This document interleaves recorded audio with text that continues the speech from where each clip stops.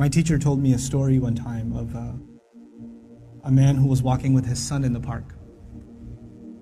And they're walking together, and his son looked at a crow in a tree. And he said, "Baba, what's that?" It's like a 2-year-old kid. Baba said, "It's a crow." And he said, "Baba, what's that?" And he said, "It's a crow." "Oh, okay." "Baba, what's that?" "It's a crow." "Oh, a crow. What's that?" "It's a crow." It went on for 10 minutes. He asked him 30 times, he counted. Dad kept a score, and he put it in his little journal. "My son, today we were walking in the park, asked me about a crow 30 times. It was the cutest thing in the world." 30 years go by. The son is not 2, the son is 32. Father calls him, "Son, can I come over?" "Dad, it's not a good time right now." "Son, just bear with me. I just need like 10, 15 minutes. That's all I need. Just go for a drive. I need to talk to you about something." Whatever. You know what? Okay, fine. So he comes over, gets in the car, they go over, drive over to a park. "What's this about, Dad? Can you tell me quickly? I got things to do." "Just take a walk with me, son. It's okay." You take a walk. You see a crow in a tree.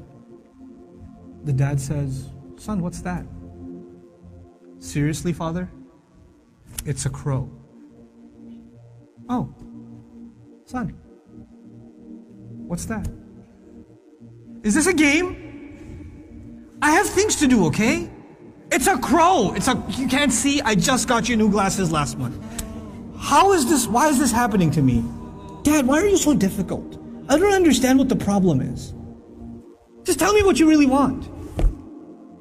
I'm busy, okay?" The dad pulls out his journal. He says, "Son, this is something that happened 30 years ago. We were walking down this park.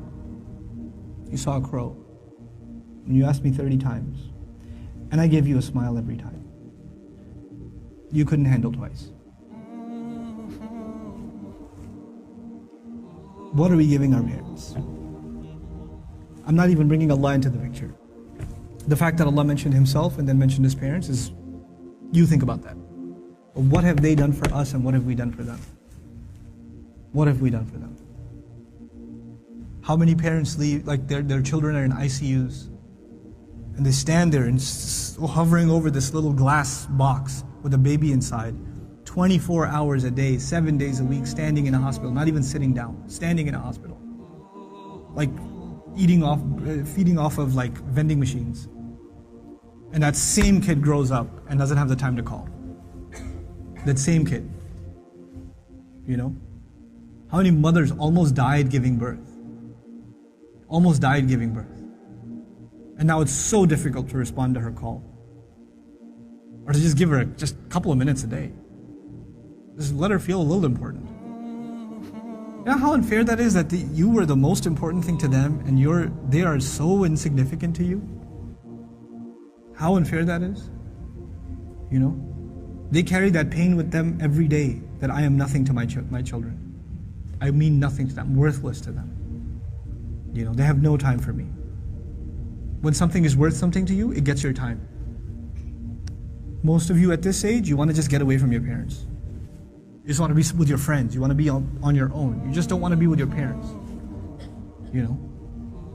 That's, you develop this crooked habit now and it will only get worse over time. Our parents have very, very, very strong emotions. They're very protective of us. For them, you won't know this until you become a parent. For them, it doesn't matter when you turn 60, you're still their baby. They still remember changing your diaper. They still remember feeding you milk. They still remember burping you and cleaning up after you peed in the back seat.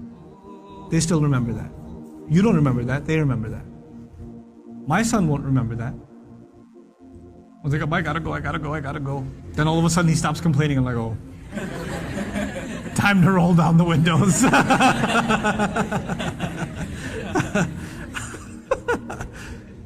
You know. Then he starts talking about what toy are we gonna get for Eid. I'm like, oh, okay. This has not been a good day for the car. But when he's graduating college and when one day he's getting married and one day he has his own, he's not going to remember that. But guess who'll never forget? I'll never forget. I'll never forget carrying him into a bathroom, cleaning him up, changing his clothes. Abba, put the Spider-Man pajamas on. He won't remember any of that. I will.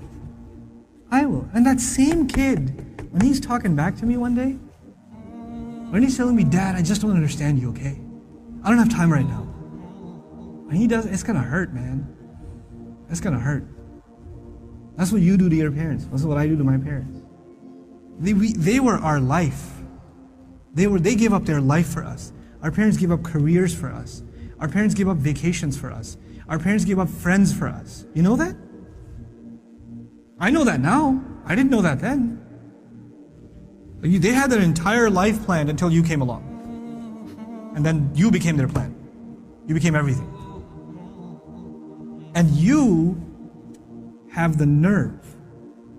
One thing doesn't go your way. You hear one thing you don't want to hear. You snap back at them.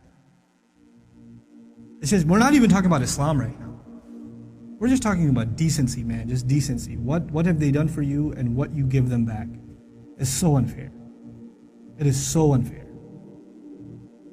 My dad's so annoying. My mom's so this. They're always mad. They're never happy. They're this, they're that. What are you? What about you? I'm telling you, I can't say this enough times. If you don't earn your parents' du'as, nothing good will come of your life.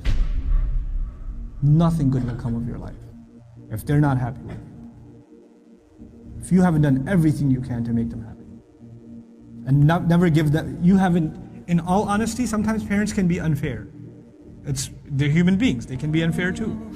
But if you have never, unless you have given them reason to be upset, if you've never given them a reason to be upset, then that's between them and Allah. But if you have given them a reason, and you have to ask yourself, it's bad. It's really, really bad.